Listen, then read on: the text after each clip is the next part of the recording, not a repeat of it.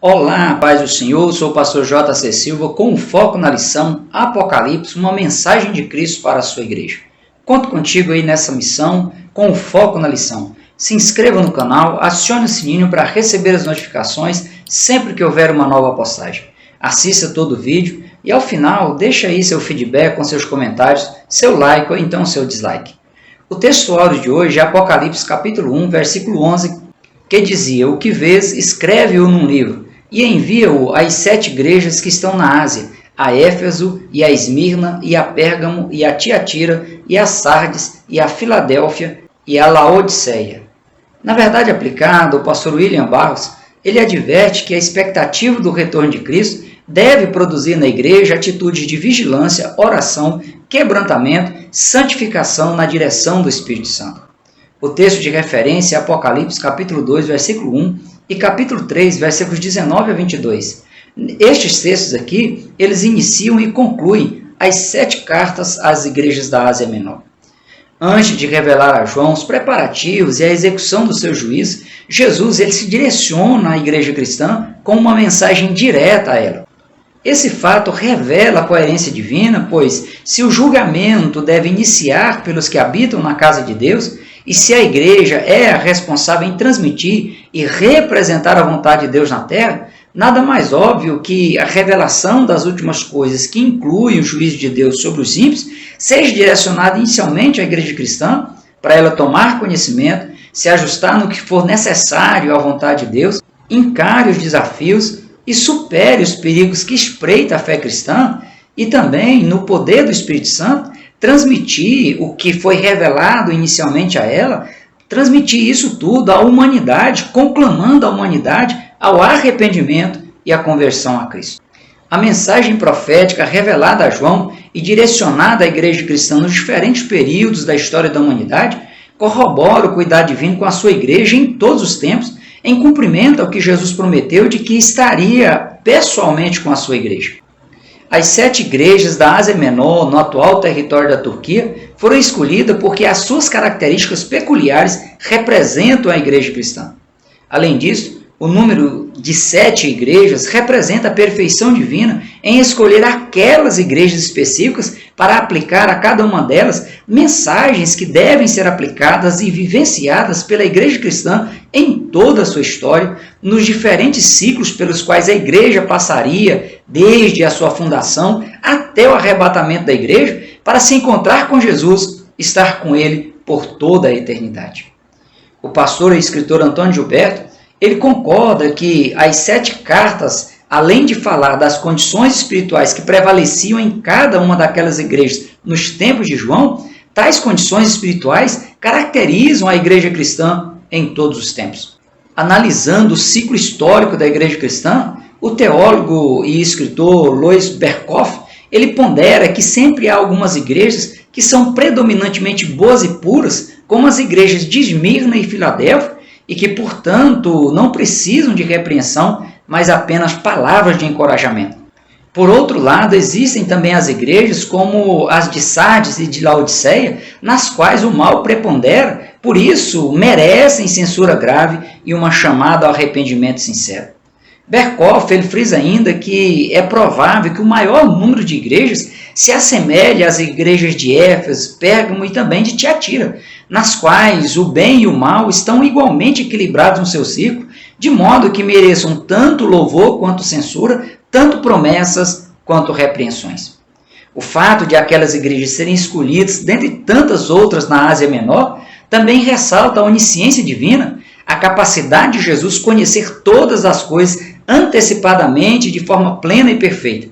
Jesus viu naquelas igrejas as características da igreja cristã, das igrejas locais em todo o mundo, nos diferentes ciclos ao longo da história da igreja cristã na Terra. O pastor William Barros, ele ressalta em seus comentários que a onisciência divina fortalece a fé cristã e consola o remanescente fiel, pois nesse exato momento, mesmo diante das maiores provações, Jesus Cristo ele sabe, ele conhece e ele socorre seus servos e suas servas na função de sumo sacerdote perpétuo que pode interceder e salvar perfeitamente os que por ele se chegam a Deus. com acesso direto à revelação dada por Deus a João e direcionada à igreja cristã na Ásia Menor, a igreja cristã da atualidade precisa estar atenta e ser sensível ao que foi revelado e registrado na palavra de Deus. Pois a igreja cristã da atualidade, em muitos casos, também tem sido contaminada com desvios doutrinários, com desvios da genuína conduta cristã irrepreensível e, com isso, sido prejudicada no processo de santificação, no temor a Deus e no fervor espiritual. Portanto, os cristãos da atualidade devem acordar e abandonar o comodismo e o conformismo com os valores e costumes mundanos, sob pena de vir a ser vítimas das sentenças proferidas por Jesus nas cartas às 7 igrejas da Ásia Menor em forma de repreensões. As igrejas da atualidade que se mantêm boas, puras e irrepreensíveis devem se manter como exemplo às demais quanto à pureza doutrinária, à vida piedosa e à adoração sincera em espírito e em verdade. O apóstolo Paulo ele exorta os cristãos dizendo: examinai-vos a vós mesmos, se permaneceis na fé, provai-vos a vós mesmos, ou não sabeis quanto a vós mesmos que Jesus Cristo está em vós? Se não é que já estáis reprovados.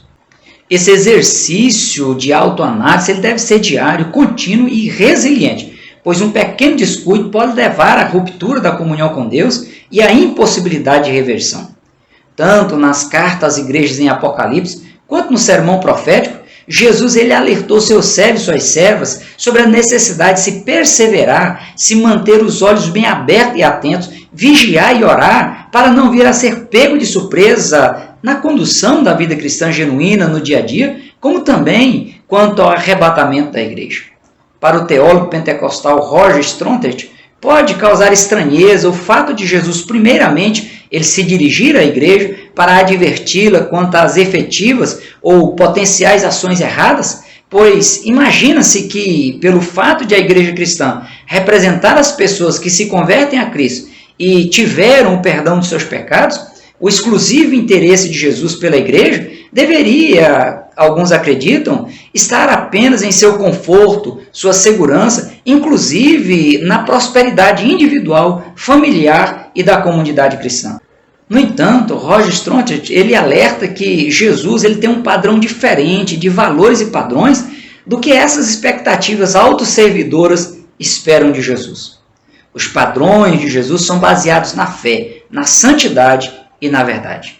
Observando essa exposição de Roger Strontet, pode-se afirmar que as advertências por parte de Jesus à sua igreja servem para evitar que a igreja caia no comodismo e no conformismo mundano ao ser enlaçada pelas astutas ciladas do diabo, bem como, caso caia, que a igreja reconheça a sua condição de infidelidade a Cristo, peça perdão, se reposicione e volte a estar no centro da vontade de Deus, o representando de forma digna e irrepreensível aqui na terra. A mensagem de Cristo nas cartas às igrejas é um verdadeiro raio-x feito pelos olhos de Deus na igreja cristã, que, de forma justa, fiel e verdadeira, expõe as características e as qualidades admiráveis, sem esconder os erros, os desvios doutrinários e os fracassos morais e espirituais. O objetivo de Jesus, ao tratar diretamente com a igreja cristã, é orientá-la a se despertar, a mudar no que for necessário para que a igreja se ajuste à sua soberana vontade e se qualifique a ser livre do juízo divino, como também a ter propriedade, a ter autonomia, a ter a autoridade para transmitir fielmente a mensagem de Cristo à humanidade.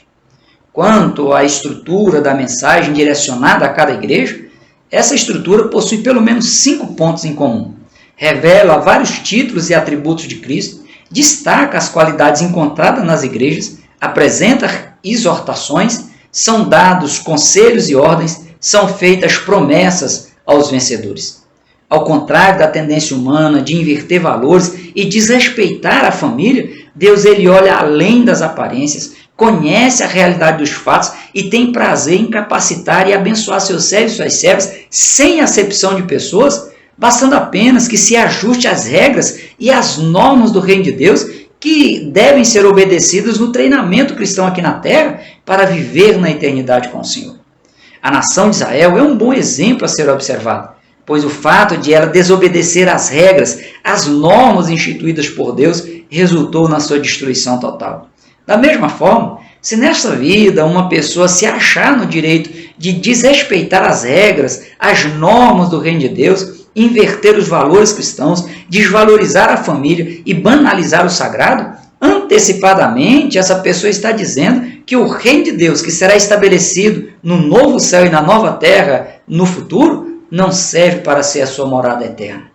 Mesmo não recebendo repreensão ou exortação ao arrependimento, as igrejas de Esmirna e Filadélfia, ao ter conhecimento do que Jesus exortou e repreendeu as outras igrejas, elas foram indiretamente advertidas a não cair nos mesmos erros das igrejas de Éfeso, Pérgamo, Tiatira, Sardes e Laodiceias, que foram diretamente advertidas a se arrependerem.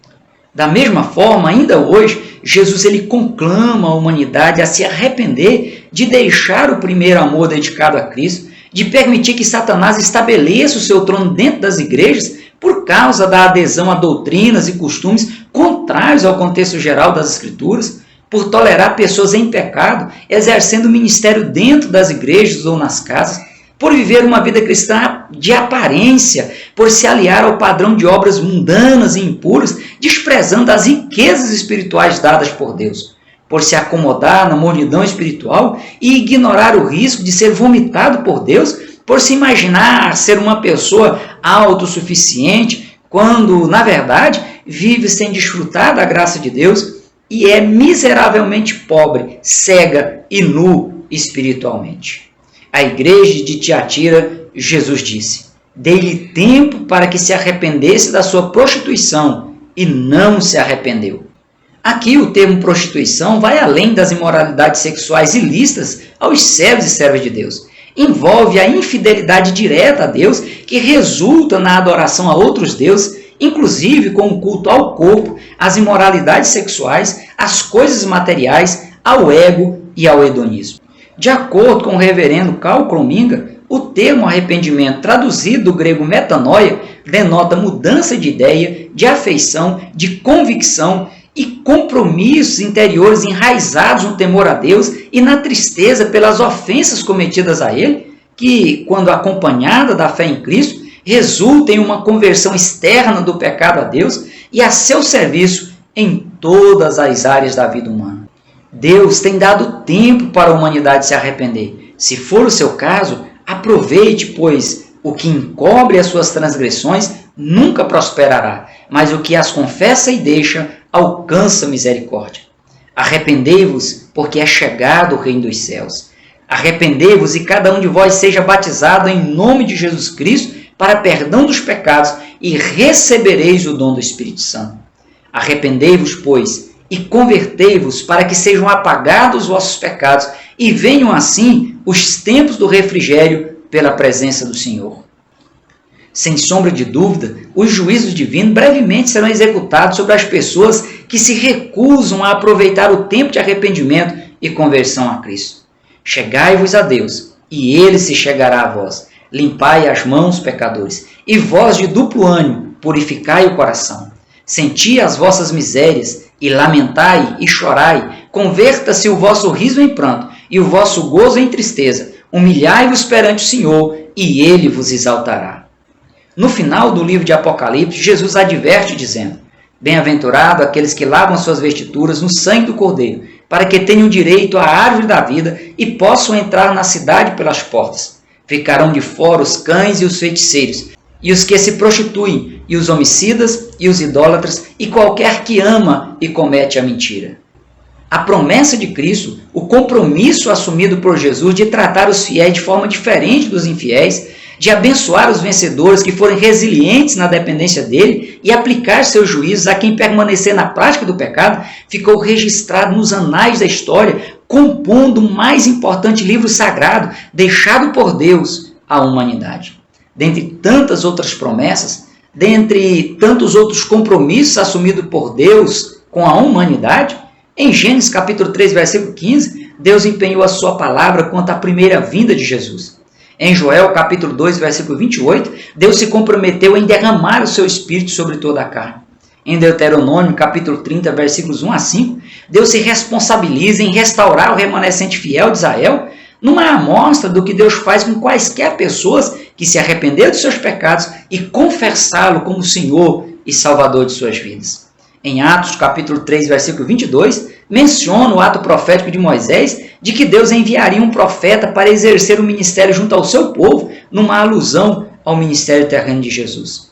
Em João, capítulo 14, versículos 1 a 3, o próprio Cristo, ele empenhou a sua palavra de que voltará para buscar os fiéis para estarem com ele na eternidade. Nas cartas às 7 igrejas da Ásia Menor, representantes da igreja cristã ao longo da história e em todos os seus ciclos, Jesus promete que a igreja glorificada reinará com ele e terá a vida eterna ao seu lado. Em seus comentários, o pastor William Barros, ele ressalta que as promessas de Jesus são um conforto à igreja cristã em meio às lutas, já que a morte física para o cristão genuíno é apenas algo temporário, é apenas um passaporte para a vida eterna com o Senhor. Parafraseando o que diz o teólogo, professor e reformador John Wycliffe, precursor de Martinho Lutero, as promessas de Deus têm qualidade de uma aliança, porque cada palavra de Deus é segura e certa. O bondoso compromisso de Deus de realizar de forma completa a sua obra de redenção através do Messias tem a garantia de cumprimento pleno. Porque todas quantas promessas há de Deus são nele sim, e por ele o amém, para a glória de Deus por nós. As 7 cartas direcionadas às igrejas da Ásia Menor terminam com a expressão: quem tem ouvido para ouvir, ouça o que o Espírito diz às igrejas. Jesus fez questão de deixar claro a importância do papel do Espírito Santo na dispensação da igreja, no período de tempo que Deus fala e se manifesta à humanidade por meio do mover do Espírito Santo na igreja cristã. Sem a atuação do Espírito Santo na igreja, não há vida espiritual saudável e sustentável. A igreja cristã não existiria como noivo do Cordeiro de Cristo, ou então a igreja cristã seria meramente uma instituição social, um clube ou uma agremiação como tantas outras. Como destaque ao papel do Espírito Santo na igreja, o pastor William Barros, ele destaca que o Espírito Santo é o outro Consolador prometido por Jesus, já que, como Messias enviado por Deus, como Consolador esperado pelos servos e servas de Deus, Jesus ele estaria se retirando fisicamente de entre os seus discípulos e, aparentemente, os discípulos novamente estariam sozinhos no mundo. Para eliminar essa estranha e aflitiva sensação, durante a última ceia com seus discípulos, Jesus lhes disse: não se turbe o vosso coração, credes em Deus, crede também em mim. Eu rogarei ao Pai, e ele vos dará outro Consolador, para que fique convosco para sempre. Não vos deixarei órfãos, voltarei para vós. Deixo-vos a paz, a minha paz vos dou. Não vou lá dou como o mundo a dá. Não se turbe o vosso coração, nem se atemorize. Todavia digo-vos a verdade, que vos convém que eu vá, porque se eu não for, o Consolador não virá a vós, mas se eu for, enviar-vos-lo-ei. E quando ele vier, convencerá o mundo do pecado, da justiça e do juízo. Jesus ressaltou ainda que, para consolar os corações dos seus servos e suas servas, aquele Consolador, o Espírito Santo, que o Pai enviará em meu nome, vos ensinará todas as coisas e vos fará lembrar de tudo quanto vos tenho dito. Quando vier o Consolador, que eu da parte do Pai vos hei de enviar, aquele Espírito da verdade que procede do Pai, testificará de mim. Como Consolador, o Espírito Santo ele foi enviado por Deus para andar ao lado da igreja a fim de ajudá-la em todos os processos pelos quais a igreja cristã precisa enfrentar e superar.